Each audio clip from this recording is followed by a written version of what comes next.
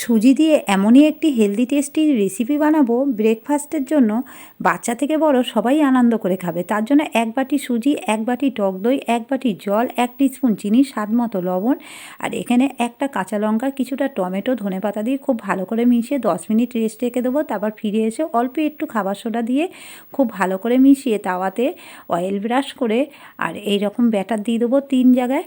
তারপর 2-3 মিনিট ঢেকে রেখে দেবো লো ফ্লেমে। তারপর এসে উল্টে ভেজে নেবো। একদম বাচ্চাদের জন্য তৈরি হয়ে গেল। আর বাচ্চারা খেলে একদমই লঙ্কা দেওয়ার দরকার নেই, এখানে আমি একটা লঙ্কা দিয়েছি। আচ্ছা, এইগুলোকে আরও একটু টেস্টি বানানোর জন্য আবারও এরকম 3 জায়গায় ব্যাটার দিয়ে নিয়েছি। তারপরে একটু টমেটো কুচি, ধনেপাতা কুচি দিয়ে দেবো, চিলি ফ্লেক্স আর অরিগ্যানো দিয়ে আবারও 2-3 মিনিট ঢেকে রেখে দেবো লো ফ্লেমে। ফিরে এসে এইভাবে উল্টে পাল্টে সেঁকে নিলেই দারুণ টেস্টি হেলদি ব্রেকফাস্ট, যা ধনেপাতা চাটনির সাথে দারুণ লাগবে এই রেসিপিটা।